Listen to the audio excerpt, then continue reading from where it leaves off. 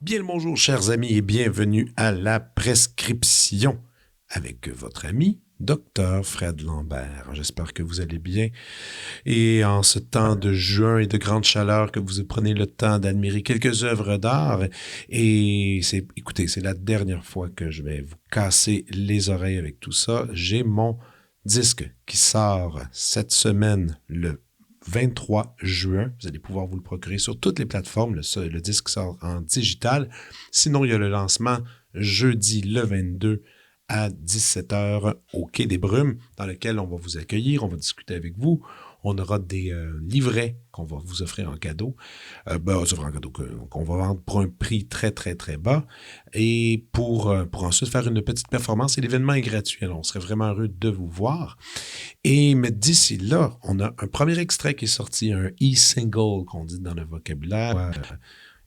Que ce soit iTunes ou encore Spotify, vous allez le trouver en tapant justement Frédéric Lambert ou Ali Kian Yazdanfar. C'est un duo pour alto et contrebasse.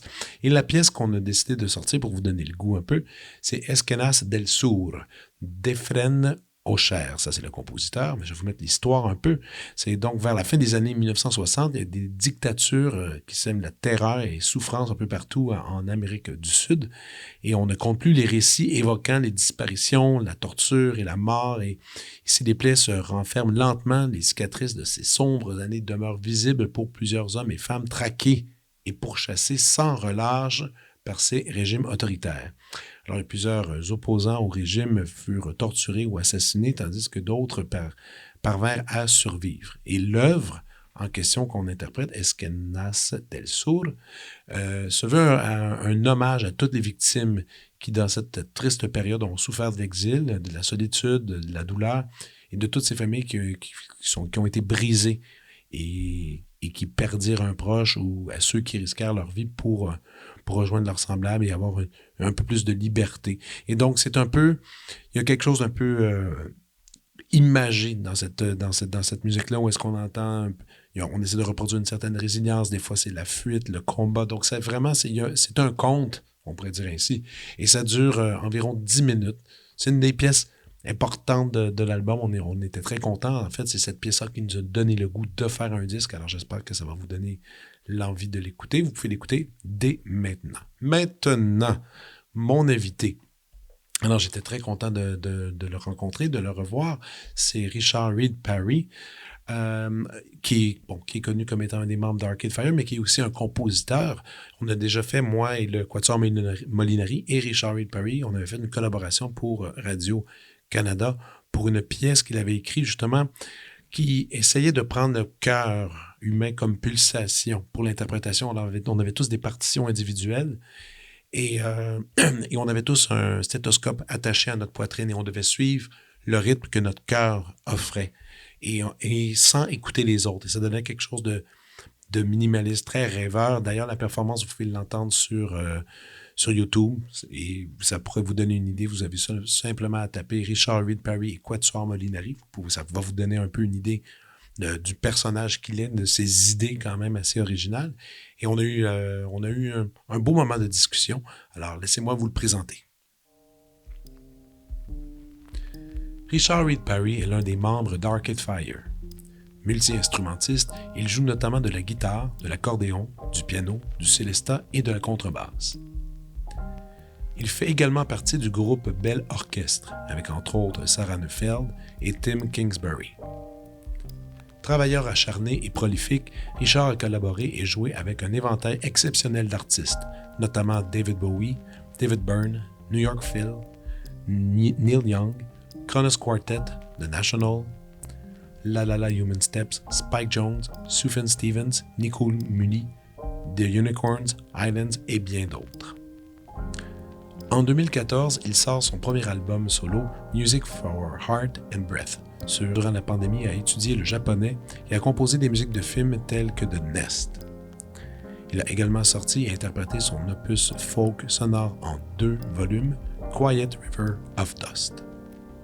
Voici ma conversation avec Richard Reed Parry.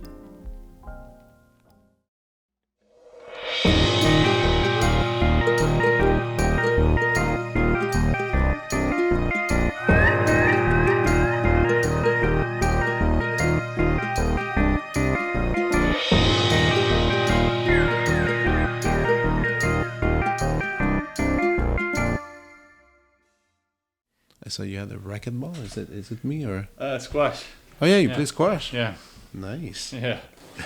Yeah. I have a game. Never tried. I never tried that. Oh, it's so good. Oh yeah? Yeah. You have good partners like to play with, and okay. Yeah. It's not a new thing. You did it before. Yeah, I've been doing it for a long time. Oh, that's cool. Yeah. Cool. So no touring these days. You're home for a while. Yeah, mostly home. I have like a one-off in New York that I'm doing. Okay. With like a kind of a continuation of my Music for Heart and Breath. Okay. I'm like still happening. Yeah, just like trying it with different vibes of ensemble. So it's like, oh, that's cool. With an electronics, a woman named Yuka Honda. Oh, I've seen was it an album last year? Oh yeah, with Suzy Ibarra. Yeah. Yeah, it's kind of that world, but yeah, so like kind of revisiting the pieces and like doing a new version of it. Yeah, workshopping a bunch of new pieces that'll probably be like a hybrid kind of in between. It was kind of like I did this like musique de chambre version of a bunch of these pieces, and then with more like a free jazz woman and more like textures, and she's like really open kind of improviser, and it's fun. It's super fun. It's a good album. Thank you. I really had fun listening to it. So I want to kind of now hybridize these two versions where it's like you have kind of this core ensemble who can improvise together, and then you also have a bunch of classical players, so you can kind of have these two worlds. Really. But isn't it hard to revisit old work? Because I say old because it was 2012 or 13, I think, when you did 15, I think. Actually. 15, yeah. 14 or 15. Yeah. So you did this. Yeah. That's there's so much to talk about. Yeah, okay, sure. maybe we can jump in that one. Yeah, okay, if you don't mind. Totally.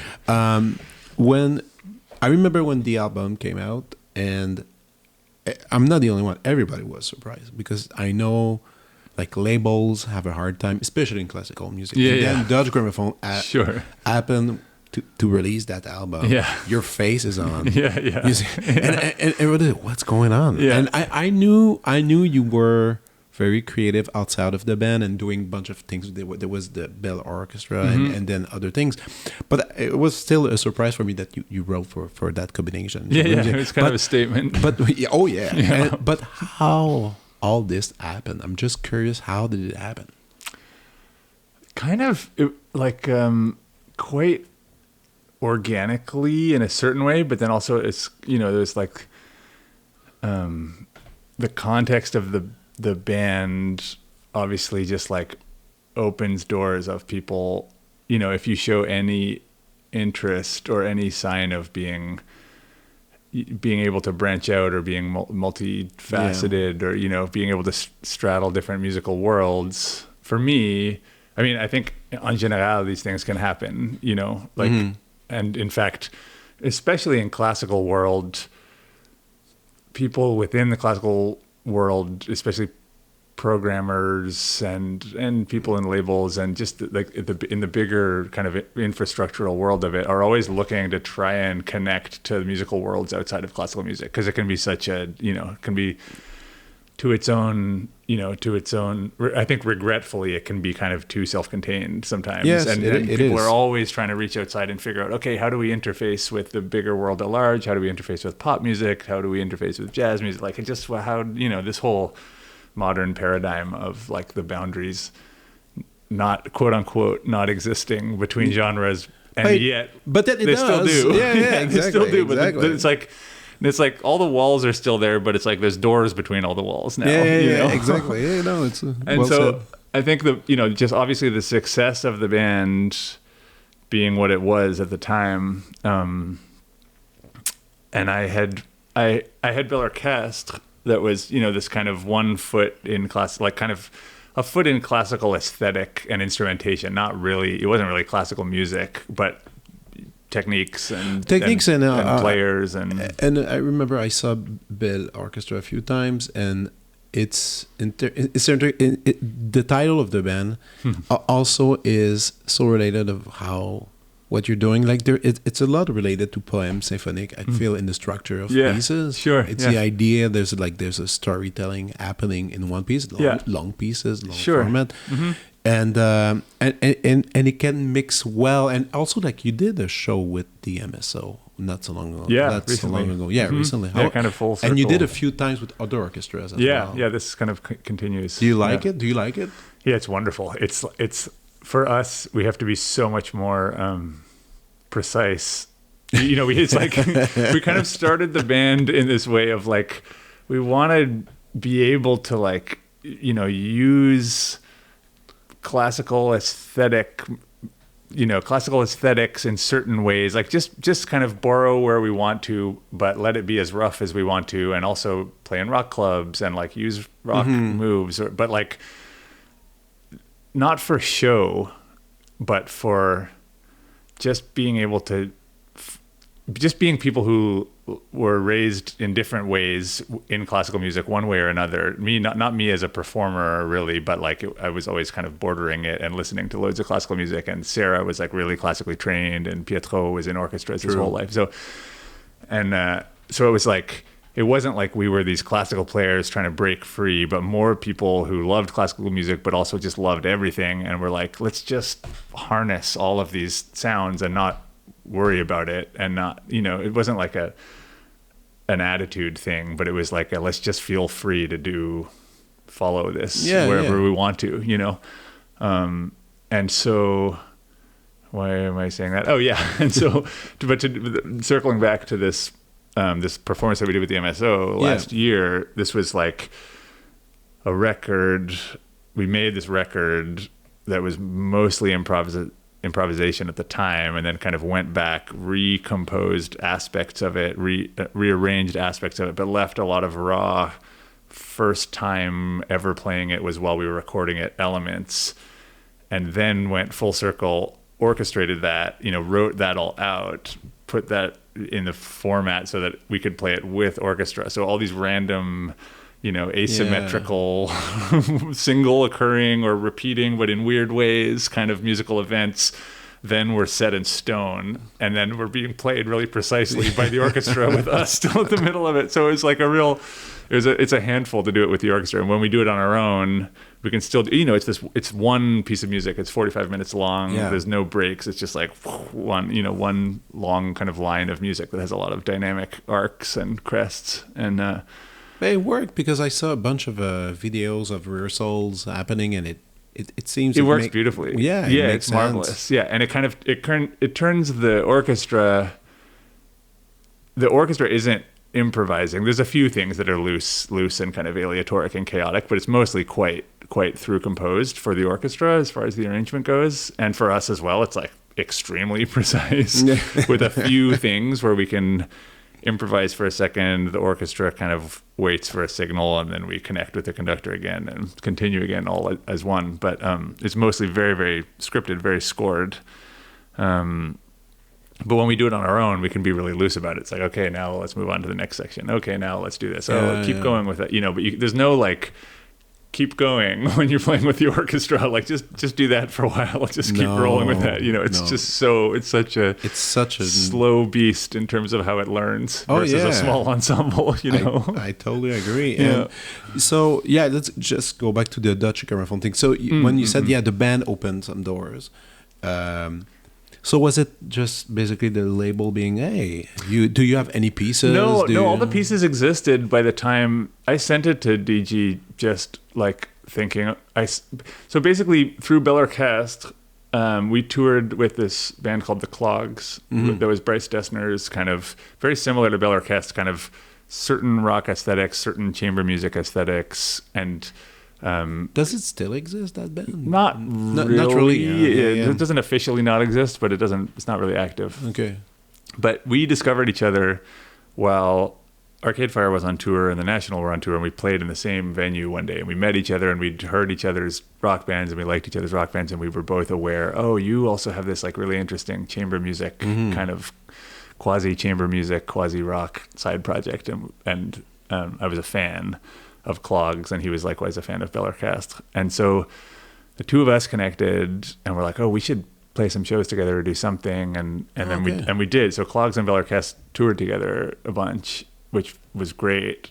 And then he started this kind of, he's called Music Now. It's a festival in Cincinnati, and it's kind of some new music, classical programming, and then also like young, interesting rock bands, and then also just like in between categories, folk artists, and it's really like cross genre, just blurring the lines. What's interesting and what's happening. He's a really interesting guy. He is, yeah. Like his work is changing a lot in the same time. Like those did a bunch of string quartets lately, and it's really interesting. He really evolves. He changes things. He tries things out. He's a cool guy to work with. Yeah, and I mean we're very, very close friends. Also, that's cool. That's cool.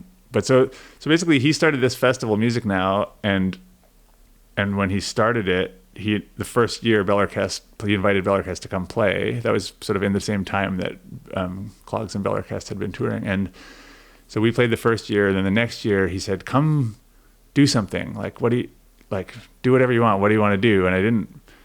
I forget what I was doing. I was very busy at the time, but I was like, "Oh, I have this little kind of micro duet that I wrote that's like this idea that I'd wanted to do for a long time, which was the duet for Heart and Breath, which is on the Music for Heart and Breath record. And it was just this piece, very simple piece for piano and viola that I'd written, but I was like, it's really special. It's kind of a thing I want to do more of. I want to follow this idea. I want to go, mine this idea. I think there's a lot to be explored. She said, okay, great, come do it. Like, we'll find someone. And Nadia Sirota happened to be doing something else at Music Now. And it was like, okay, great, Nadia's going to play.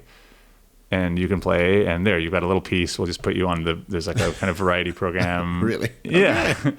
And they were buddies already, kind of new music, the kind of like wild new music, young Juilliard kids in New York at that time. I'm curious about the viola and piano thing. Why that combination? I'm a violist, so of course I'm kind of curious. Why did you go there? Was it a love for someone who plays the viola, or it's because it's rare that usually when people think quickly of duets with strings, they will go for violin or even cello. Viola is thinking of. It was happenstantial, actually. It was because I'd been at Banff. Bell Orchestre had done a Banff residency, and we went one afternoon in the music program. This woman was like, "Okay, we're having a theme day. We're having composition day in the music program. Doesn't matter if you're here, not a composer. Everyone is putting their name in a hat. Everyone's drawing a number and names out of the hat, and then you're composing for that number of people, for those people. That's it. And then, and we have 3 hours. Everyone has 3 hours. You have to write a piece of music, whatever it is going to be. Okay. And then we'll all do them. And then it'll be great. It was like an afternoon activity. Yeah, and it was great. It was a woman. I love Banff. I love Banff. Yeah, it's great. Totally. Yeah, it's classic. Just like, summer camp with a bunch of interesting musicians. Yeah. That's crazy. And so then you drew two names. It was a piano player and a violist. That's it. Yeah. This woman, an Irish woman named Joanna Petrucan, I think. Okay. She was in a quartet called the Kalino Quartet. Okay. I forget her last name, how to say it right. It's a Gaelic last name. Anyway. And then in that 3 hours gap, your concept was born.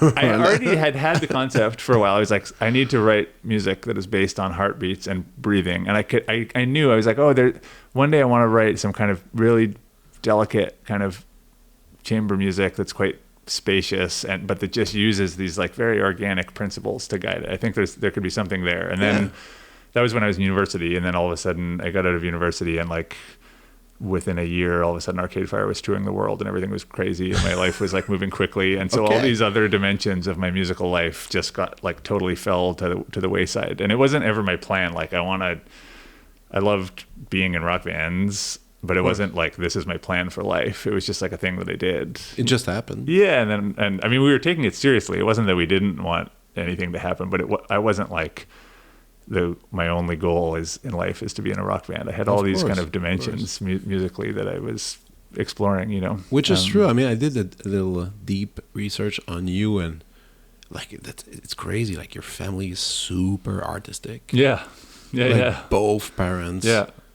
And I did all my studies, undergrad, grads, and Demas at McGill, and you went to Concordia, which is a music program that I don't know anything at all. But I know it's more avant-garde and even in the type of class they're teaching, but also in the projects you can accomplish. And it says also like you did study dances. Yeah.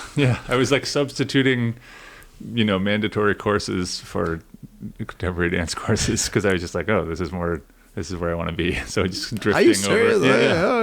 Okay. Yeah. So let's, if you don't mind, we'll talk a bit about your family and all that, because I'm kind of curious to know where it begins, where it's from. Like in my case, like I always talk about me. It was 5 years old. My parents asked me to have a hobby. I saw a violin on TV, and I said I want to do that. That was it. And there are people. They're like, oh yeah.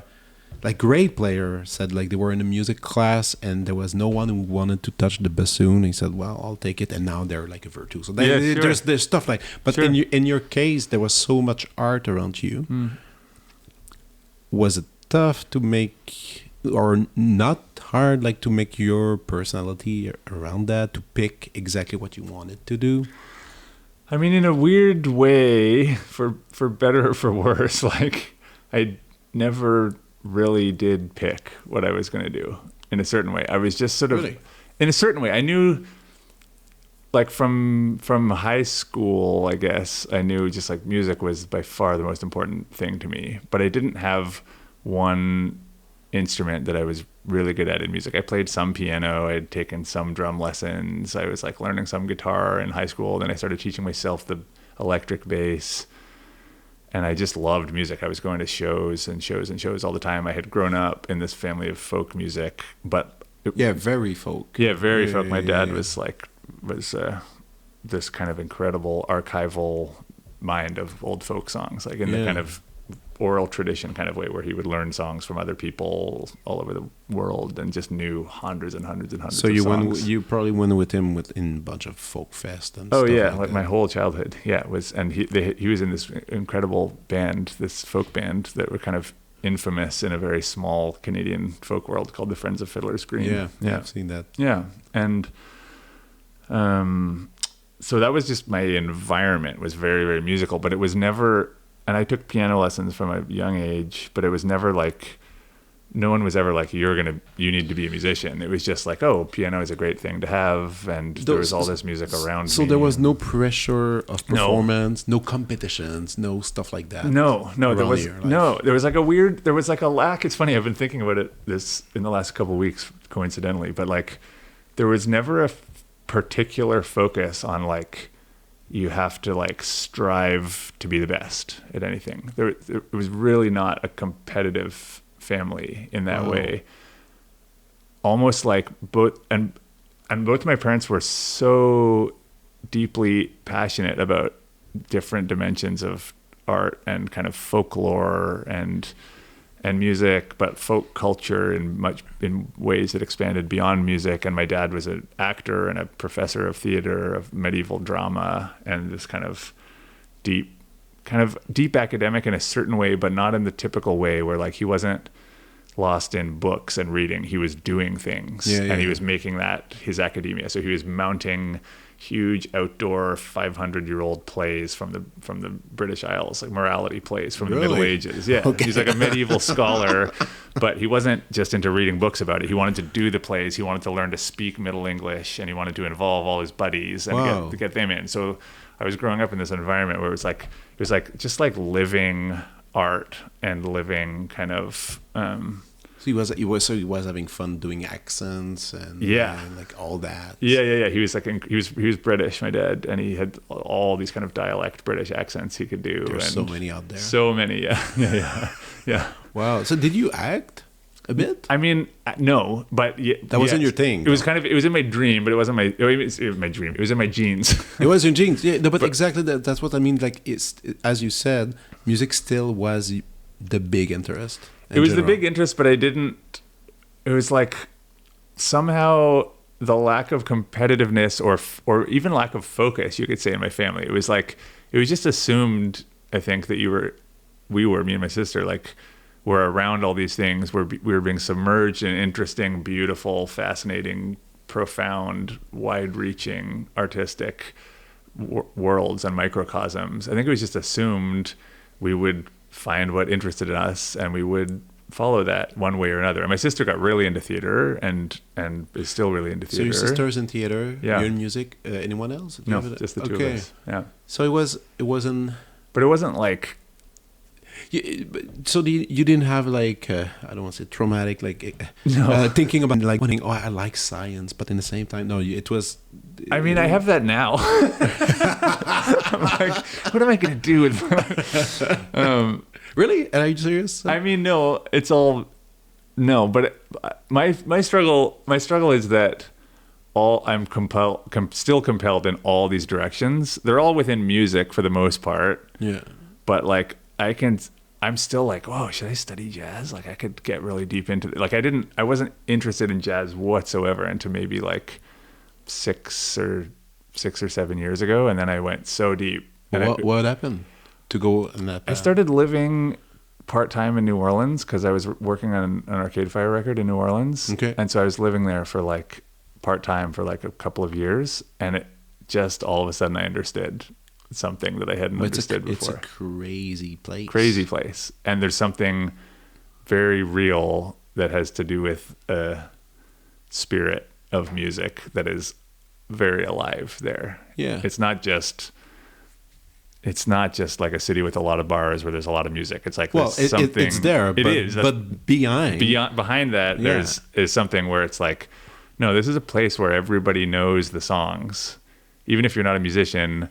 If someone plays, if someone plays like whatever, I Used to Love Her, everyone knows the words to that. So like everyone in that city there's like a vernacular of music. Yeah. And if you go out on the street, there's going to be parades. There's going to be people out on a Sunday. There's going to be incredible, like huge processions. And it's so deep in the culture that even with technology, with iPhone and everything, it's still there. It's still totally there. It's still in the blood. It's living. It's alive. And it just got into me. And it's black music is a huge part of that, right? Mm-hmm. Black music is arguably the root of that, but there's really cool French, also like kind of Cajun stuff that's also in the root of that. And that somewhere in the middle where they meet is the interesting thing. But yeah, I had never had space in my soul for jazz. And then all of a sudden I did. And then you started to buy records. Yeah, totally. And then I'm like, I'm already a contrebassist. Like, okay, how do I do this? How do you and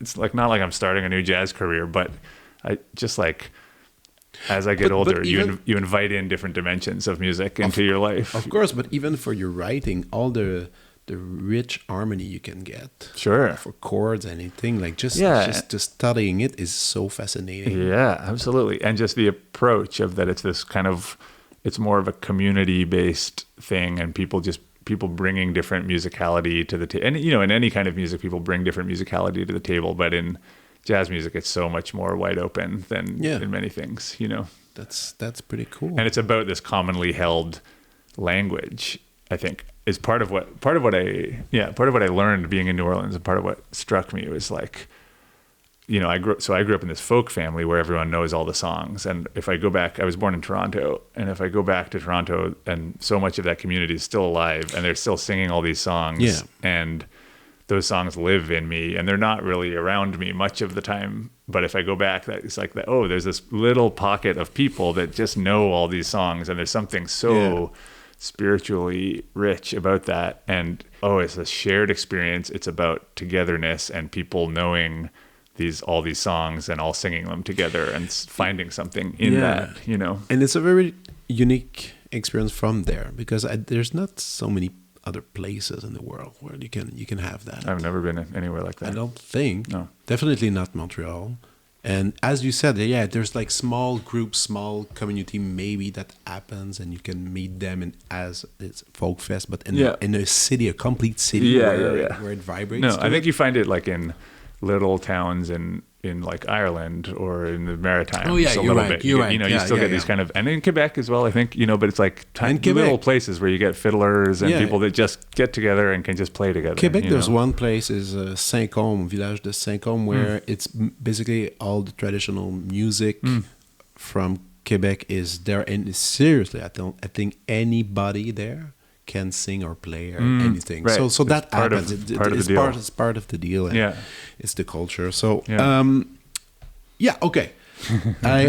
So no, I know. Have I finished a single question yet? I don't think so. No, but I know more about the roots of your ideas. But what's so fascinating for me is I saw Arcade Fire, of course, on live, and you have this personality on stage, which is like very energetic. You're very communicating this, and we remember you when we see you.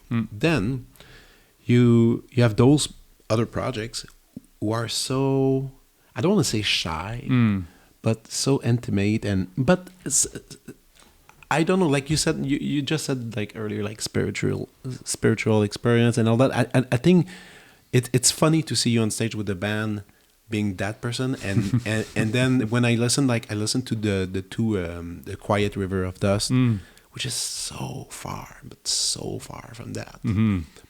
I was wondering two things. First, is this really you, or is it a reaction to the band of being, I'm gonna go so different? I mean, definitely I never have interest in repeating something that I've done is part of it. Yeah. But it's more just like, if I just like to follow the musical thread where it takes me. And at that time, the Quiet River of Dust stuff was like, it was very much like a response to a moment in life, I guess. I read a bit like about a trip in Japan and some meditation about life. But what can you explain it a little bit? Because I'm kind of curious. Because first I'm curious why 2 volumes instead of maybe another name. Because like I listened to both of them. I was the volume 2 could be something completely named new, But you decided it's still related to the first volume. So there's a reason. I mean, the reason is it was all written over the same time period, and it all felt like it was circling the same kind of experience or the same collection of memories and ideas. But when I started making all of those songs, I wasn't trying to make an album.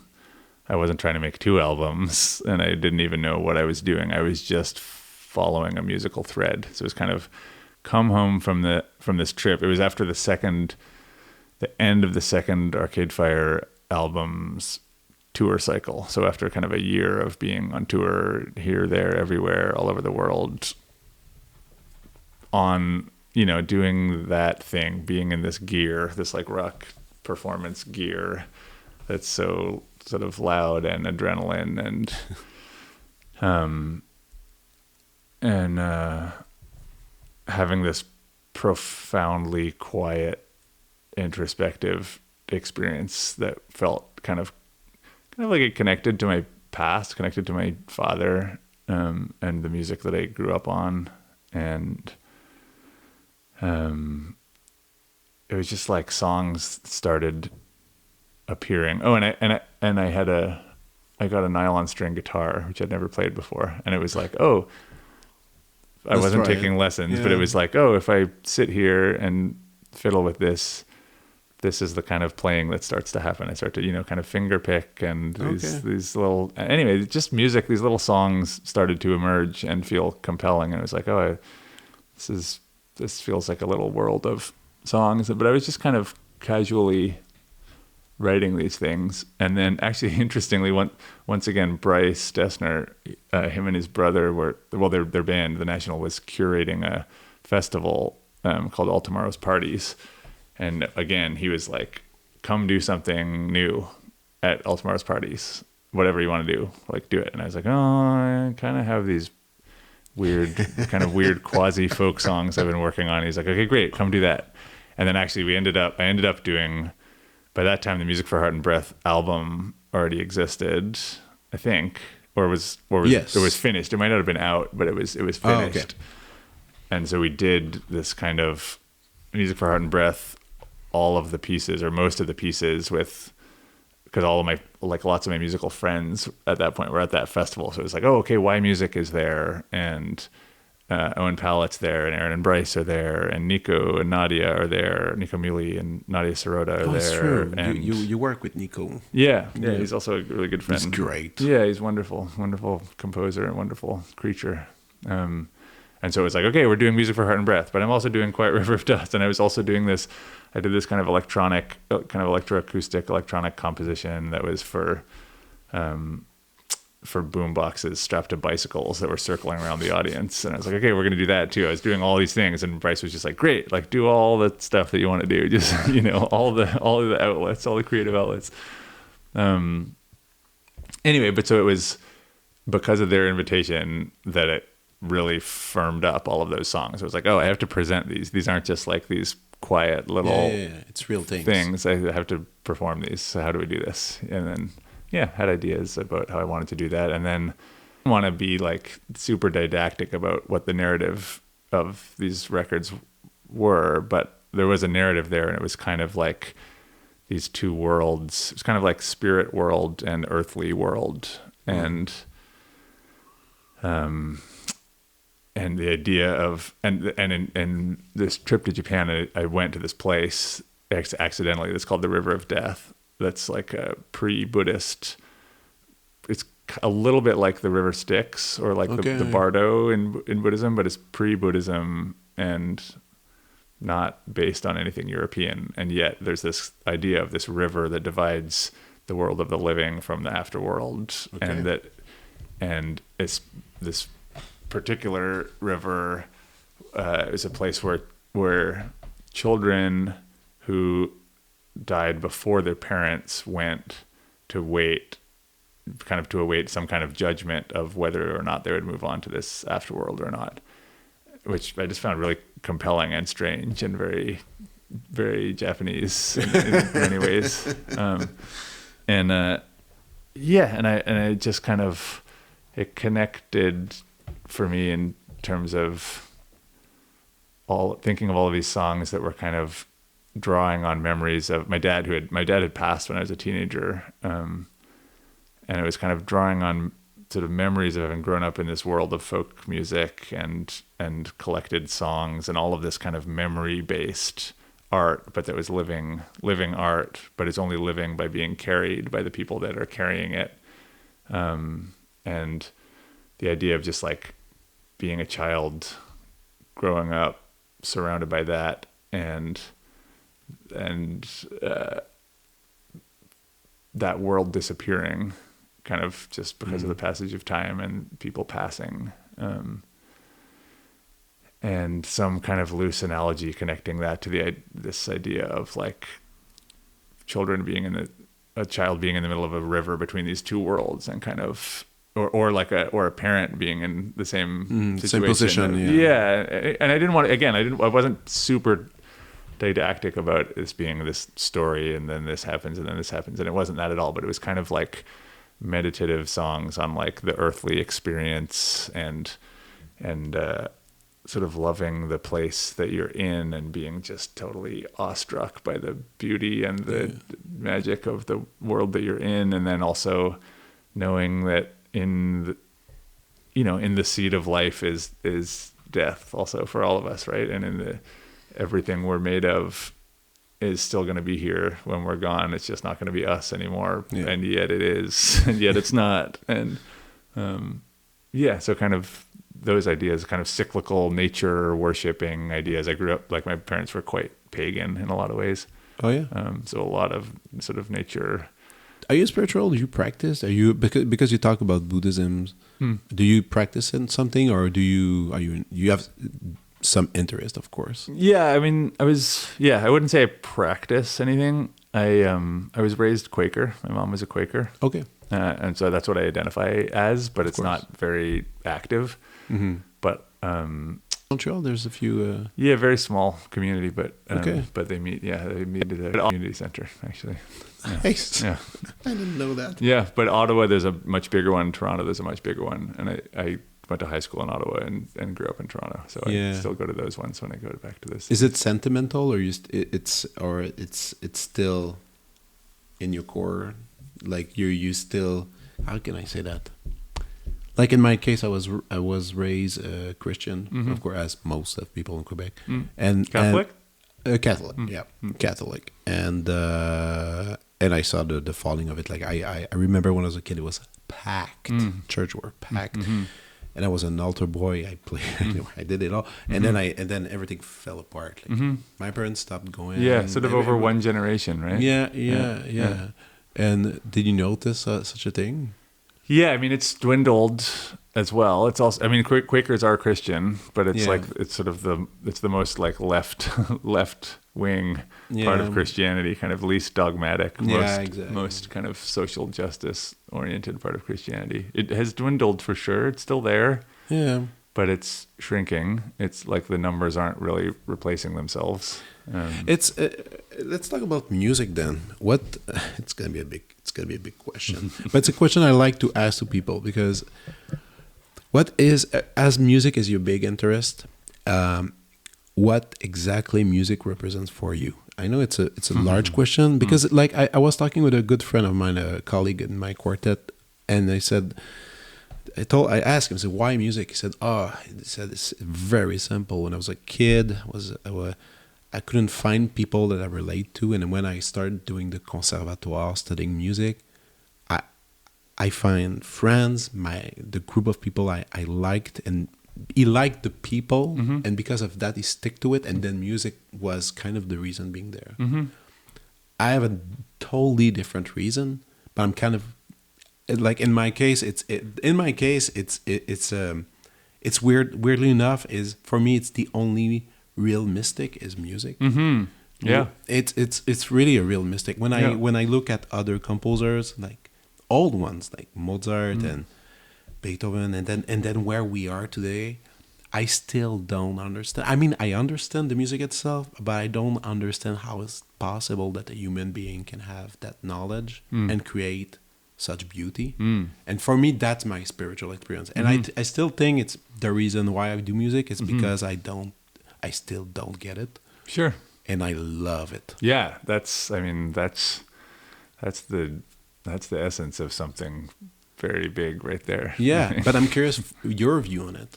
I think it's similar. I think music is my church.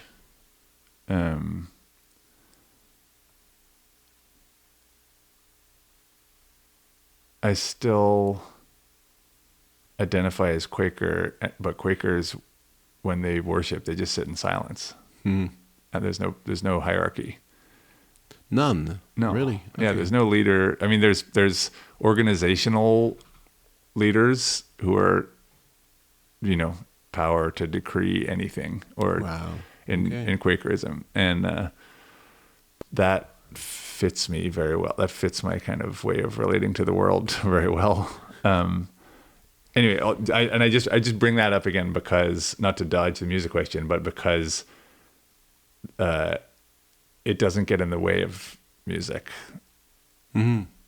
That approach to an organized spirituality. So I'm like, okay, I still identify as Quaker, but I very much find spirit and find something mystical and something transcendent, and people do or don't use the word God, and that's fine, but like I can connect with whatever the thing is that some people use the word God for and some people don't. Yeah. Through music, for sure. Yeah. And like, I've been listening to this, well, I was reading this book by this woman, Jenny Odell, I think Jenny Odell. She wrote this book called How to Do Nothing. How to Do Nothing? Yeah. She wrote it a few years ago now, and she's just written one that's stuff. That's a bit, yeah. She's cool, cool brain. But she's just written one that's about time and kind of redefined it. She's kind of interested in like taking back the idea of time from the industrialized version of time and the capitalism-based version of what is time, right? Because to capitalism, time is one thing. Oh, yeah. And to trees, time is something totally different. Oh, yeah. And to humans, it's like only because of capitalism and because of the way that the world is kind of built, so structured so much around capitalism, is time defined the way that it is. But it's like, but that's actually just imposed. There's no actual version of time that truly obeys those rules. It's cultural and kind of coincidental in a way that we're relating to it that way, right? It's kind of force of habit and flock mentality and lack, also like the degree to which the structure and the culture has been already built up continues. The inertia of capitalism just continues capitalism. But like, if there wasn't inertia involved, would we build the world that way now?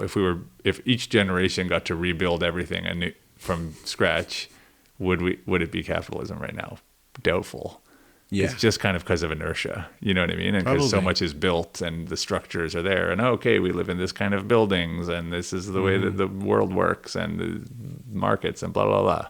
Anyway, I say all of that because there's something in the idea of, as soon as you step back from your interior world, as soon as you step back from the exterior world's idea of time and therefore what is important, what do we prioritize, how are our lives structured, how are our weeks structured, how are our days structured, and then therefore what's the trajectory of each of our life, arbitrarily based on these kind of capitalistic systems, time. And that's an exterior experience of time. Yeah.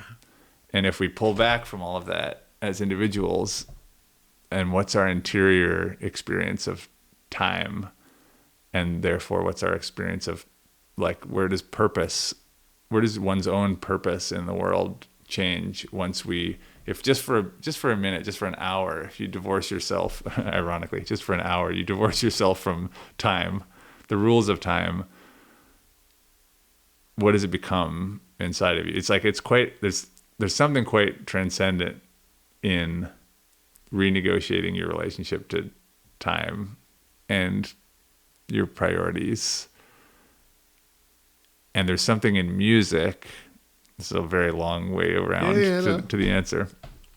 There's something in music that if we are able to, and I think we're very gifted as musicians, we're very lucky. Like, it's a gift to be possessed by music. It's a gift that you can just find something mystical that you don't know what it is, but that it's mystical in music. It's a gift for me. It's a gift that I can sit down and accidentally write a piece of music that I really like by accident. If I sit down at the piano and just move my fingers around and make some different decisions and try some things, all of a sudden I go somewhere. Where am I going? Well, I'm not sure, but wherever it is that we go when we are making music, when we're playing music, when we're listening to music, when we're discovering some new art, when we're getting lost in a piece of music that we already know since a long time, and that's maybe from 400 years ago, right? Yeah, who knows?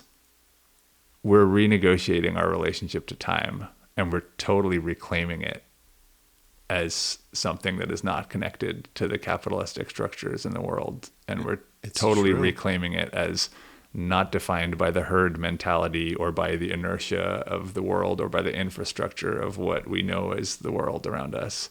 There's something else that is as real as any building, that's as real as any government or any laws or any cultural mores or any institutions. Yeah.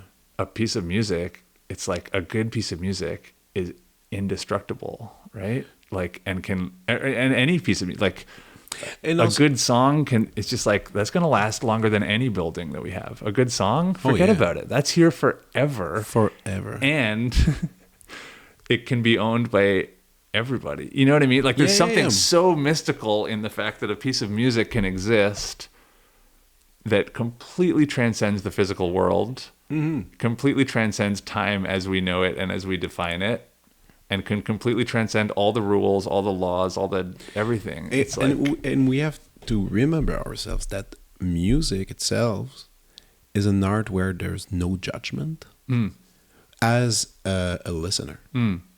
And I like movies, I like books, and I like, but it's still there's a very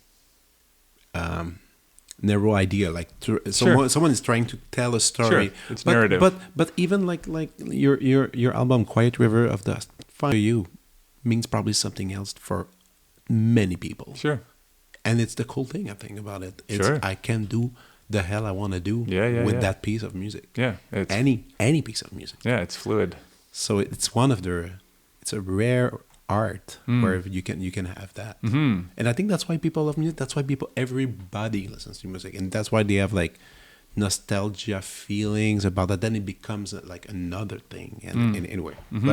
But I like that. I like the concept of what's the name of the book? Doing nothing. Oh, How to Do Nothing. How to Do Nothing. Yeah, but I was listening to her interviewed. It's not that book. I mean, it's all the ideas are also in that book, but her new book is about time. I forget I haven't read it. Okay, that's pretty cool. But I heard her being interviewed about her new book about time, and I was like, oh yeah, she was just talking about just that, the kind of industrial version of time versus what's actual time to us.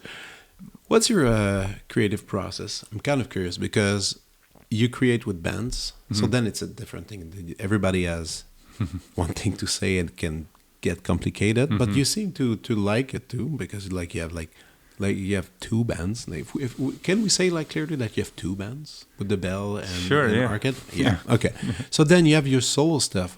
How do you do that? Do you jam, as you said, like I put my fingers on the board. There's a few things happening. I write a few lyrics. I let it go. I come back later.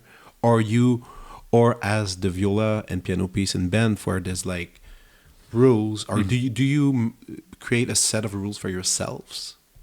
Sometimes I just follow, sometimes I just sit and I play the contrebasse, and it's like something good comes out. Lots of boring stuff comes out, but you just like to enjoy playing it. Do you put the iPhone close and you record everything and then? Yeah, I don't record everything but I record a lot, and I spend a lot of time listening to things that I've recorded. And there's a lot of discovering, I made a song that day. I didn't remember writing that, but that's a good little song. Like, let's finish that one. And then you write it down and then you have it. Yeah. That's pretty. I'm sadly totally reliant on voice memo recording now, because I would love to spend. But it's like so much of my creative process is that, where it's like, I'm walking, especially once I start a piece of music, once I've started something and I know I'm writing it, and right now I'm getting into film scoring. We'll have to talk about that. Yeah, but so that's this week. That's what I've been doing in the last few weeks. And so once I'm officially working on something, then I start to get ideas in my head about it. But I almost never, occasionally, but almost never, do I just have musical ideas that are mine, whatever that means. But new musical ideas in my head while I'm just like walking down the street. Almost never. Once in a while, I might have written a couple of songs just by walking, and you get something in your head and you start singing it, and that's something, and then you record it. But if I sit down and play an instrument, even if there's nothing in my head or I have no goal, I'll find a little fragment and I'll write something. And then once there's something physically that exists, then other ideas will start to attach to that. So then if I'm walking along the street, then I'm getting counter melodies. Then I'm beautifully with the thing I just came up with last night. Okay. And then I'll record myself saying that. I'll say, oh, find the quiet blue footsteps idea from 6 months ago and try attaching horn melody, and then I'll pedal against this note, maybe end on the flat 5. Okay. And then I'll have this weird voice memo, and I'll go, and then I'll come back to that and I'll go, oh, that's great. Yes, I'm going to attach quiet blue footsteps to this dark. That's great. I love it. Yeah. But that's once like a musical process is in motion, where it's like, oh, I'm working on a film score right now. So there's like, it's like there needs to be a place to put things. But about that, film scoring is a strange beast itself. I mean, sure. Some people they will give you like the story, then you know about it, then you start composing, you give some music, and they filmed. Or is it they give you the complete film and you put the music on? Is it what way is it? I'm mostly only interested in the first way that you mentioned. I'm not that interested in getting a totally finished film, having them put it in front of you. You get a screen, and then you like improvising and like what I like to do, what I've done so far with the Nest. That's what you did. The Nest, I had the script before it was filmed. Okay.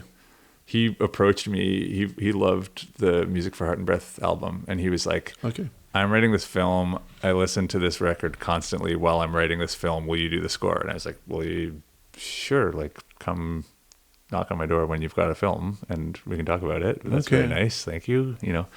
And I liked it. And then you read the story, and he would say, "We need music here and here for this," or not even. No, much more carte blanche than that. Wow. And much more open. And I'm really, I'm very lucky because, again, like the sort of the band as a calling card, and the fact that I've at this point done a bunch of other things outside that are, listenable and, that people can find. Like there's a breadth of music that I've written on my own that's not just through the band, that's out there in the world. Film scoring, I kind of have this, I'm kind of going in the back door of like, oh, I don't have to like start from zero, doing crappy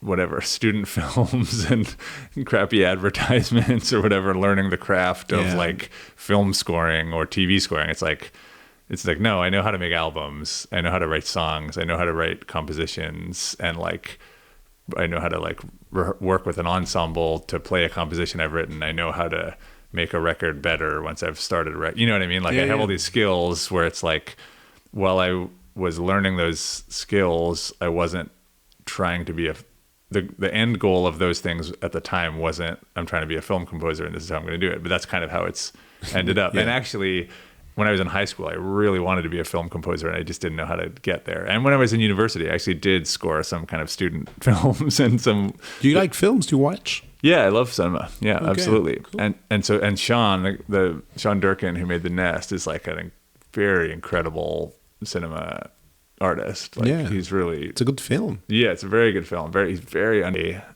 because I'm kind of coming into it from a slightly different angle than a lot of cinema composers. I'm lucky in that I get to pick and choose a little bit of like which projects sound like really interesting artistic work. I'm not, my first and foremost goal with film composition isn't I need a music job. Film composing pays. I'll take that job. It's like I already have a music job. I'm okay. Very fortunate to have that music job. I can do this purely as an artistic endeavor, so I can be a little choosy about what I want to do. Perfect. Which is perfect. So I did The Nest because of Music for Heart and Breath, and then last summer I scored a film called Eileen that's coming out this fall. This one? Oh yeah. Yeah. What's the name again? Eileen. Eileen. Yeah. Okay. Amazing film. William Oldroyd is the director. He did Lady Macbeth a few years back. That was really amazing. That was pretty good. Yeah, pretty good. Yeah. And it was really fun scoring this, and he asked me to do that because he loved The Nest. And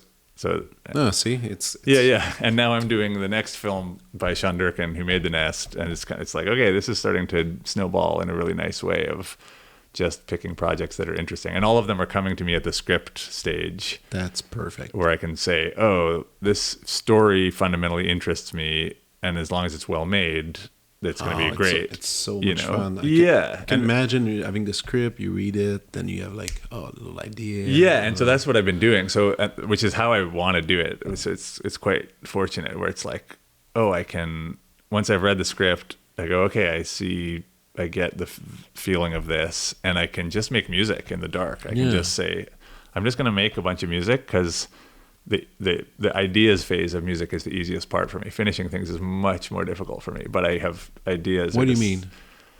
Like if I sit down, if I carve out an hour this afternoon to sit at the piano, there will be music by the end of that hour. There'll be a new idea that I like, that I'm kind of excited about, that feels like it has the potential to be something. And I'm so thankful for that. And that's just like, I have a gift for that, in that. Yeah, and there's a buzz when you get that idea. You have a feeling. You're like, like that's a gift. The gift is that I can sit down at a piano, something will come out that I feel happy about, or like pleasant about. Worst case scenario, like something pleasant will come out, right? Which is like pretty good. Yeah. Something pleasant comes out, that's pretty good. But then you have to... then you have to finish it, you have to realize it, you have to give it a shape. But also sometimes those things provide themselves, which is also, I'm just like, I take it for granted because it's just the way my brain works. But it's like, oh, right, I'm very grateful for that. Like I can sit down at an instrument and sometimes just like a song falls out and it's done and there's a song there. Or, it needs a little bit of work to make it better. Or maybe it doesn't. Maybe it's like, that's good enough for what it needs to be. That's fine, And that's a gift. That's such a beautiful thing to be on the receiving end of. Do you have I was thinking about it, like a mentor or someone you trust 100% for real feedback that could even sometimes hurt? Do you have someone like that around you, or you go by yourself with your own instinct? There's not one person.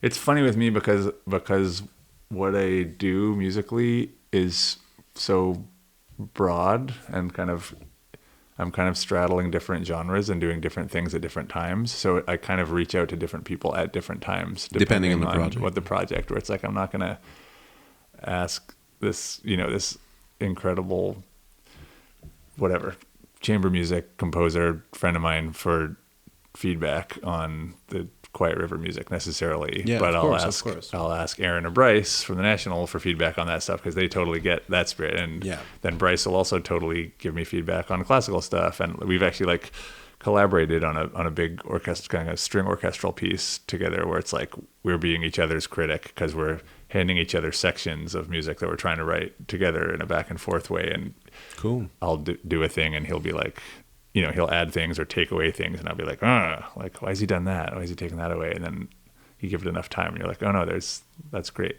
well done. Like, way to take out what I thought was a good idea, but was really repetitive and annoying. Okay, great, But that's like more of a collaborative thing. But there's criticism within that. But no, I've never had like a composition mentor that was one person who I went to really lean on for. Would you mentor someone? Yeah. Or teaching. Is teaching something in your mind that one day you would do? I would teach. I feel excited about the idea of teaching high school students. Oh yeah. One day, more than like university composition students. Yeah. I thought about actually going back to my high school and trying to like volunteer and teach like a kind of a music discovery class where you would just like go in and play some really, really interesting, bold, beautiful, diverse, different pieces of music that are like really striking. That are, for me, it's like specific pieces of music, say, that I've discovered slowly over the course of my life in various places where I'm like, wow, that opens a door in my mind. And where I'm like, whoa, I wish I'd heard that 20 years ago. Like that would have changed everything, but that's okay. I'm hearing it now. But I would love to go teach a class where you do that, where you're like, okay, here's a really specific, rare, particular live Charles Mingus recording. It's just like something is magic. He's playing in Switzerland and for a totally white audience. Him and his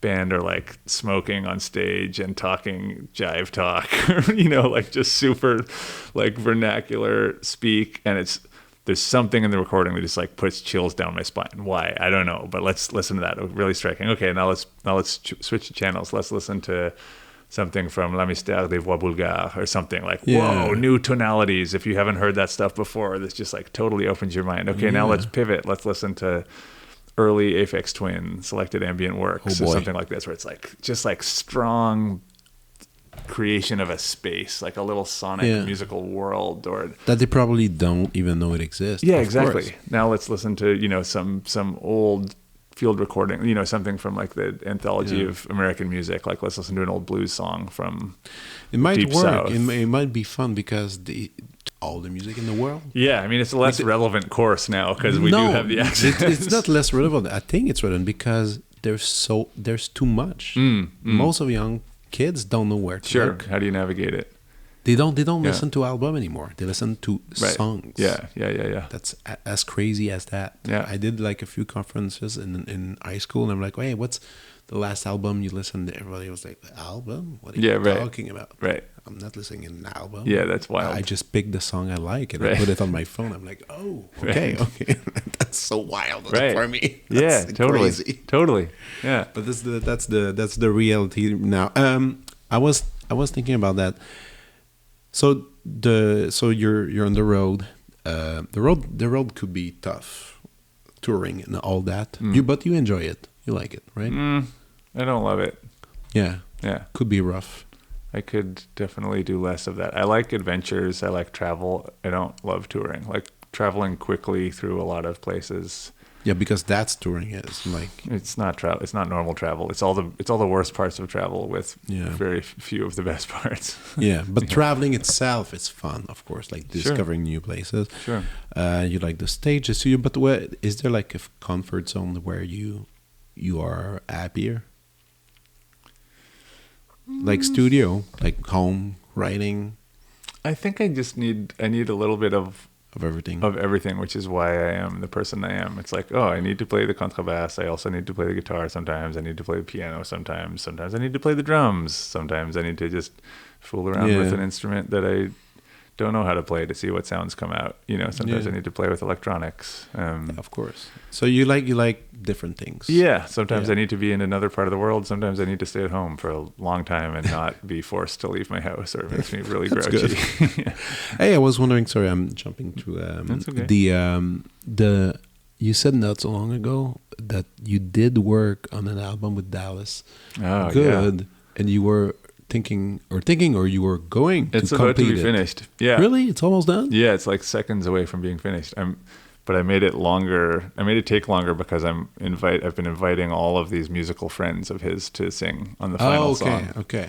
Oh, that's good. And so he has some really special, spectacular musical friends. So like Buffy St. Marie is recording right now on the final song that Dallas ever wrote, which is like, I'm going to cry just talking about it. So I'm taking the time to make, just take the correct kind of advantage of the situation that he's never going to record any more music again, and anyone that knew him or loved him that wants to have sung on one of his songs or can do so now. So how many songs are going to be on that? It's 9, maybe 10. Really? Yeah. Wow. Yeah, we were just very, very slowly making this thing, chipping away, and took our time. And that's gonna be didn't see that one coming. Quite something. Again, it's also like another kind of curveball of my musical trajectory. It's like, okay, like to finish that album, finish that record, and it's all this kind of 2-part harmony, kind of folky, but with this kind of psychedelic thing is basically 2-part harmony, almost like 90%. Really? Of it. Yeah. Oh shit! So it's so different. It's so different than all the stuff we talked today. Yeah, it is. And I'm like, well, why not? So that's one of the projects you're doing. Are we allowed to talk about new projects? I know there's one project I know because one of my good friends is in the Montreal Symphony. You're writing for like a crazy double bass thing. Yeah. And he told me that. I was, what? Yeah. Is it for how many? 8 double basses. So you're writing a piece for 8 double basses? Yeah. Jesus Christ. Yeah. How long do you have to compose? What's the... It's supposed to be 8 or 10 minutes. I think. It's not like a symphony or anything. That's gonna be low something. frequency stuff. Yeah, although I'm writing a lot of harmonic. You can do anything Stuff you as want well. with them. They're super good. Yeah, they're super good. They can and do anything. the world of double bass harmonics is like people are scared of it a lot of the time. Yeah. 'Cause, like it really depends on, obviously really depends on the levels of players, but it's like there's so much you can do, and it's such a rich world of overtones. Yeah. And, like all the harmonics of the double bass, just because it goes so far up because the strings are so thick. It's just it's wild. Yeah. You could use the octobass as well if you want. Yeah, we're not going to because it's not going to be in that hall. Yeah.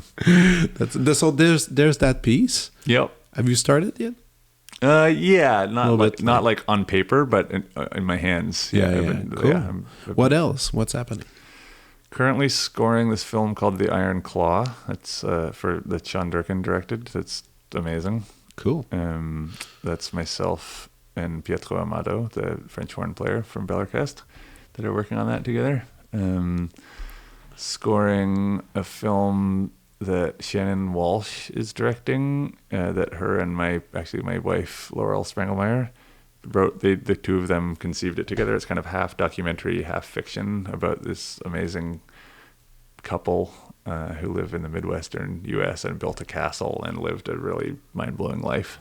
And it's this kind of dreamy, very fun, slightly musical-esque, but it's not a musical, but there's kind of little musical moments that are kind of text becoming sung speech, and mild operatic moments.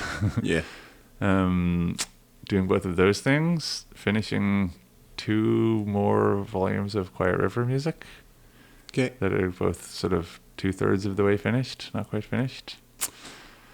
Making new Bell Orchestre music as of a couple of weeks ago. Really?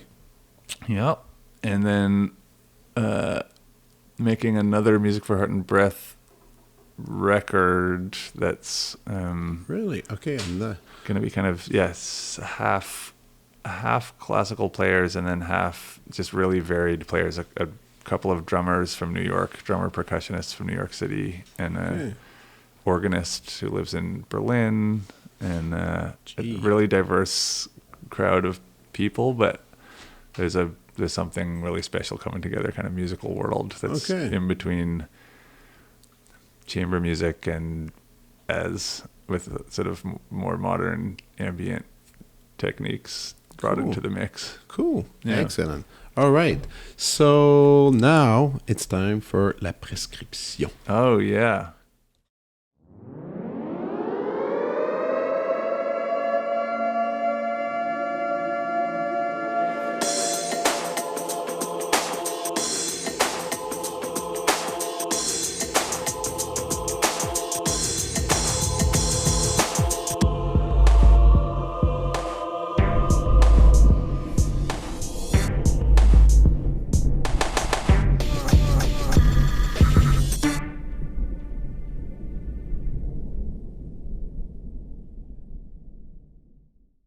Let's hear your suggestion. I'm really curious. Well, we already mentioned it, but this book, this Jenny Odell book, How to Do Nothing, is really great. I think the subtitle is Resisting the Attention Economy.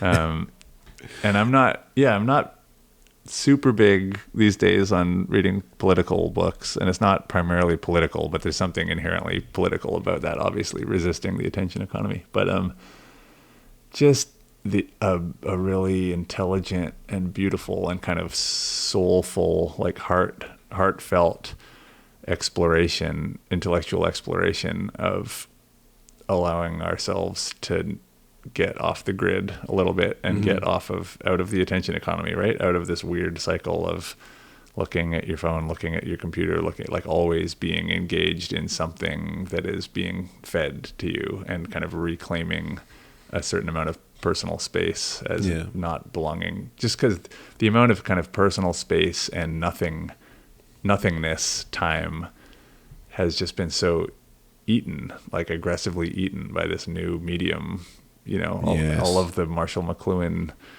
Are you good with that? Are you good with true. social media? Are you good to step back with technologies? Very good. It's very easy to not do that, but it's very good to do that, and I love doing that. Yeah. Yeah, Taking a break. It's a hard one for artists, like is. artists, because it's like the advent of social media has meant this weird, and kind of combined with the streaming thing for musicians, it's like, and and film and TV and all of it. It's like artists are now supposed to represent themselves in social media, which is kind of a lot of what media is now. And so all of a sudden artists have to do something that is traditionally not most of their strong suits, which is hard to be social, to represent yourself, to be I don't know, to be out there, to be available all the time. But I don't think it's very healthy for artists to be available all the time necessarily. No, I agree. Anyway, the book that I'm reading right now, I finished that Jenny Odell book. It was great. What I'm reading now is called Otherlands, and the name of the author is gonna slip out of my brain. 1 second. Otherlands. Thomas Halliday. That's it. Okay. Otherlands by Thomas Halliday is blowing my mind in the best way. It's kind of a geological and biological survey of everything, where everything was, what was alive, who was dominating, who was in hiding, in amongst all of the living organisms on planet Earth, starting about 20,000 years ago and moving back 500 million years, billions of years back.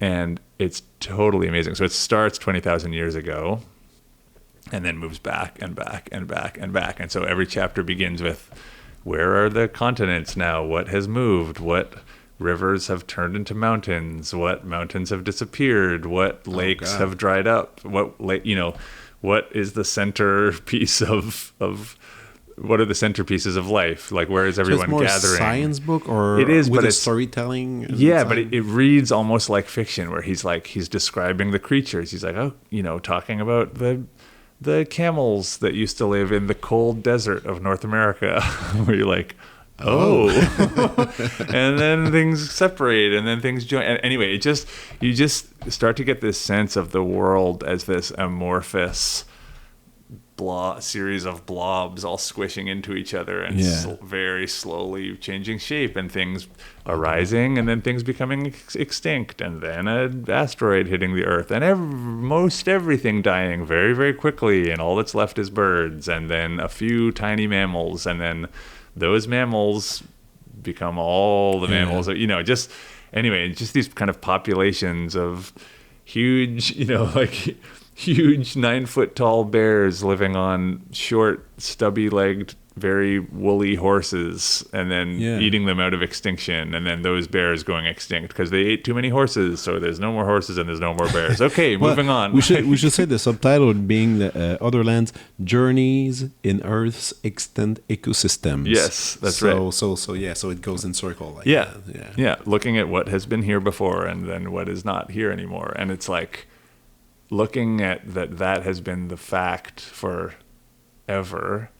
It's just like the Earth is just this like blob that gets shaped and reshaped and reshaped and reshaped, and every time something massive changes, all of the life forms change. Does Halliday, the author, try to predict what's going to be next?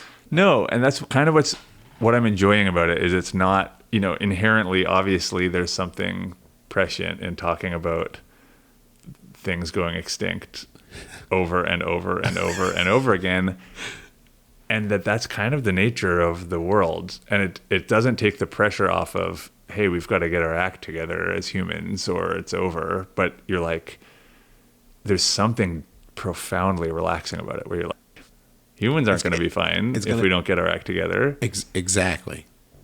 But it's once you just like start perceiving the scale of time, I think there's lots of reasons why humans should work harder at fixing the mess that we've created for each other, to alleviate each other's suffering and to enjoy our time here. And I think we're pretty cool in a lot of ways. But something deep and existential kind of releases in me reading this book, where you're like, well, if the humans are replaced with more giant 9-foot tall bears, that's okay. Fine with me. Like, let's see you in 150,000 years. Like, there's something relaxing about it, where you're like, oh, right, everything in the fabric of space and time, everything is going to be fine. But, you want your family to be okay. You want all the next generations to be okay. You want everyone you've ever known to be okay. You want people that you don't know to be okay across the world. You want everyone to be okay. But if we're not... Well, if it makes you at peace with life, that's pretty good. It's like, well, maybe the ferns have to take over again for another 300,000 years, like they did after the great asteroid. It's like, what happened? All the trees, 2/3 of the trees died, 2/3 of all living creatures died, all the reptiles died, or like almost all of the reptiles died. There were still some turtles, there was still some crocodiles. That was about it. And birds survived because birds could leave. Like, birds could fly through the now terrible atmosphere full of dust and soot and burnt oil and hot magma that destroyed all of the trees within like a few days. It's just like wild reading about these things, these geological events. And then what was the first thing to really proliferate? Ferns. So like the world just becomes totally covered in ferns because it doesn't take them long to live, or it doesn't take them long to grow, so they can propagate really quickly. It takes a lot longer for trees to propagate. In the book, exactly. That's a fern. Yeah, exactly. And you just get really into it. You're like, okay, fern world, like I'm here for it, And then what does it mean that ferns dominate the world? Well, it means this creature and that creature and this other creature can be very happy living under ferns. Okay, so those creatures get to rise. Anyway, you just get into these cycles of life appearing and disappearing, and it's enthralling. Anyway. That's cool. Yeah, and it reads like fiction. He's like a beautiful kind of storyteller. Nice. That's a couple books. Cool. Music? Yeah. Prescriptions? Why not? I maybe a year ago discovered this musician named Benny Maupin. Benny Maupin. Yeah, Maupin. Okay. He's like a reeds woodwinds player. His most famous kind of claim to fame is he was like bass clarinetist. He played on Bitches Brew by Miles Davis. Oh yeah. But he put out this record. I think it was his first record. I'm fairly sure, 1972. I think on ECM, called "The Jewel in the Lotus." Okay. And it's so beautiful. It's just like this. Man, he played with everyone. He also played with everyone. Yeah, but everyone. Yeah. Wow. Yeah, really amazing, beautiful musician. Not like a star name draw kind of dude, but just incredible musician, and wrote such cool music. Special sound space, flute, and woodwinds, and really cool percussion. And still alive. Still playing. Mm-hmm. Yeah, beautiful musician. Miles, Irby, and Cox. Yeah, all these heavy names, heavy hitters from the world of jazz. Yeah. Did you meet him? No, I haven't. Okay. No, would love to. Yeah. Totally spectacular music. And I also just discovered this record by a man who's not alive anymore, whose name is Gail Lawton, Laughton. Okay. And he was a harpist. I believe he played in a symphony in Los Angeles or in Nevada, or he lived in Nevada, some connection to Nevada. Anyway, he made one album, this harp album. He was the son of two harpist parents, harpist mom and harpist dad. Jeez. And he made this record called Gods of the Ancient Temples. Okay. I hope I'm getting that right. No, that's okay. I think. Let's check. Are harps of the ancient temples? Gods of the ancient temples. Harps of the ancient temples. Okay. Got it. Gail. Yeah. Harps of the ancient temples. Harps of the ancient 1969. Temples. Such a spectacularly beautiful record. Solo harp. Are you serious? Solo harp. Wow. So amazing. And I discovered it because in the most esoteric way, which is rare these days. Like usually you can just find things online. So this album isn't online. Well, it is. It's like on YouTube that someone just kind of put up there. Yeah. Which is eventually where it ended up. But I heard my favorite music, or my favorite movie in the whole world, and one of my favorite film scores of all time is Blade Runner. Yeah. And I watch Blade Runner fairly regularly, like every year or two I'll watch it. I find it like deeply restorative in some way. It was just like really inspiring, like atmospherically just so dense and so special. Anyway, so I was watching it last year, and there's this piece of music that I'd never really noticed at a certain point when one of the outdoor scenes, and two of these kind of mysterious kind of Ewok short little humanoid figures is kind of like running through the garbage in one of the scenes outside of J.S. Sebastian's house.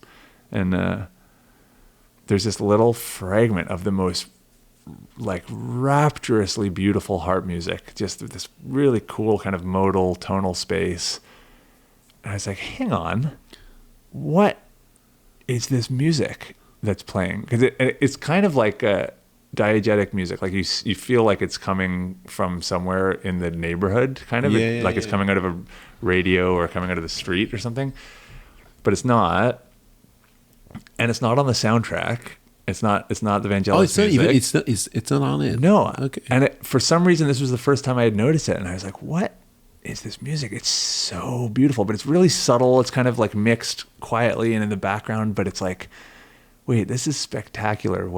What's happening here? Anyway, and I did a little researching on the internet and came across this record, and it's a fragment from a piece, this super beautiful record, just really compelling harp compositions that are really special. Nice. And there's a bunch of really interesting comments in the YouTube section by a few different people, in the comment section of the YouTube video, by a few different people who met him and were like, oh, I met this guy. I'm so glad to see this video here. Like, I had this record.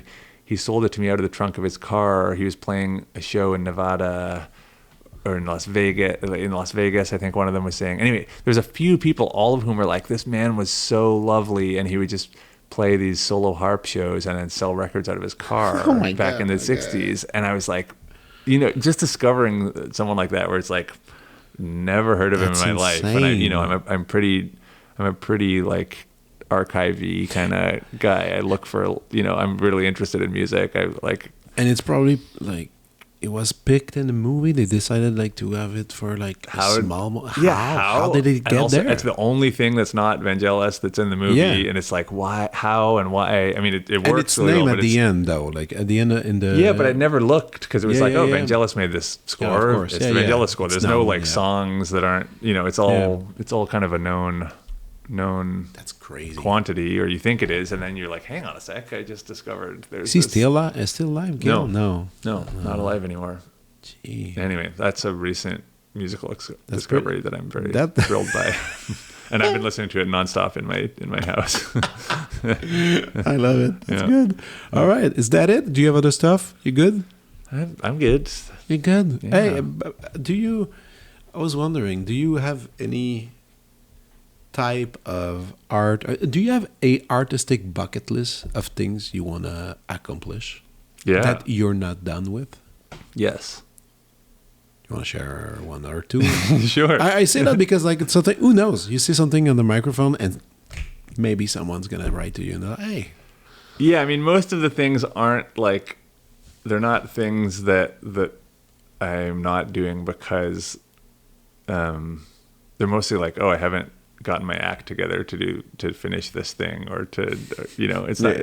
Most of it isn't like, oh, I wish I was able to find a way to do X or Y thing. It's more like, okay, how can I finish these pieces of music or whatever. It's like I briefly mentioned before, like me and Bryce Dessner co-wrote this really long piece of string orchestra and percussion music called Wave Movements years ago now, and we never recorded it. Like it was performed in a bunch of different cities. It's not anywhere. It just doesn't exist. And I'm just like, okay, when are we gonna record this damn thing? Like, oh my god. So it's like, that's on my bucket list of like, Yeah. I guess it's not really a bucket list. That's on like my to-do list. Yeah. It's like, dude, record this thing. But then it's always like, who's going to pay for it? No, we need, you know, you needed. What would be the best scenario then? You would ask a orchestra to perform it and do a live recording? Yeah, one of the orchestras that already performed it, maybe to do like a just proper. How long is the piece? It's like 45 minutes. It's not a joke. Like it's, it ran an hour one time, but that was too slow. We have to up the tempo. It's like, oh, we got to move this along. But it's super beautiful. Yeah, totally. Maybe people could program it. Yeah, it needs to kind of. I would love to program that more and get it performed more, and also record it. It's just a really. Is it a full band? It's a full orchestra, no, it's string orchestra and percussion. Yeah, that's it. Yeah, but like kind of large string orchestra, a lot of double basses. Yeah. So you do a bunch of DVZs and all that. Okay. Yeah. I'll think about something. I'm sure. Yeah, great. Yeah. And then it's like I'm the kind of person who I'm always on to the next project, even if I don't quite finish what I was just doing. So it's like, oops, we wrote a really beautiful piece of music there, and then we just kind of moved on. And I would love it to exist anyway. But no, there's a really beautiful organist that I'm hoping to work with, that I probably will work with on this next Heart and Breath music. His name is Kit Downs.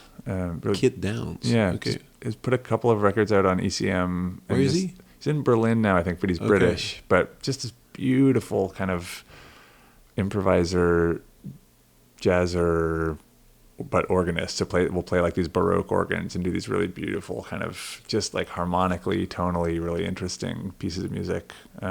Anyway, I'm hoping to collaborate with him. That's on my bucket list.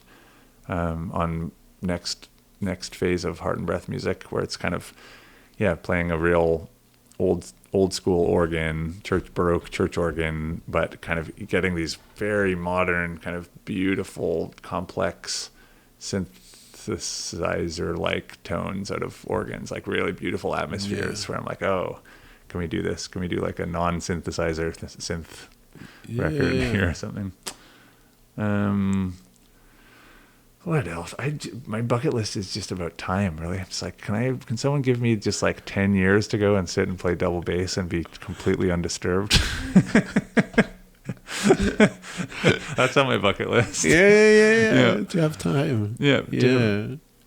And no touring for you said you were going to New York for I've got a show in New York, a solo show with my friend Parker Spur, who played on the Nest soundtrack with me. He's a really beautiful pianist, and Yuka Honda. He's an awesome electronic musician. Where in New York?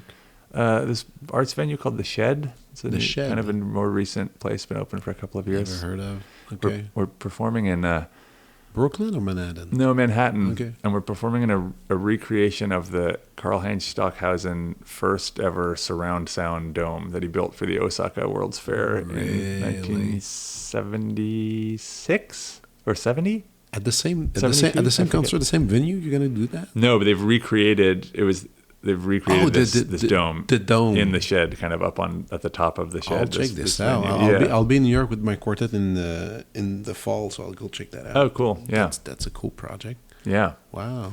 Cool. That's a solo show that I've got coming up, and Arcade Fire's got a couple of shows at the end of the summer.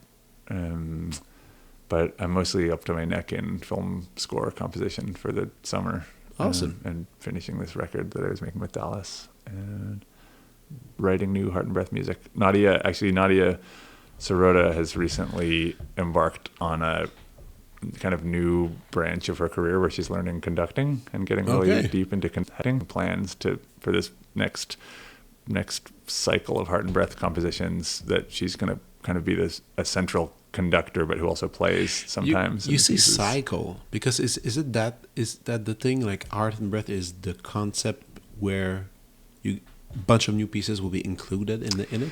Yeah, it's like a catalog. It's a kind of a catalog of work. I mean, it's like a body of work, I guess, for me, where it's like it's all called Music for Heart and Breath. Basically, it's like this nature of writing pieces based on either the heartbeats or the breathing rates of the players, and so it's like continuing to write pieces that use that technique and that very basic idea, but it's like that idea informs such a cool it can expand outwards in so many ways, and I want to continue to do that. But it's like it feels like it's a specific stream of my work, and so it has been chamber music, and it has been it's been string quartet, and it's been orchestra or string orchestra.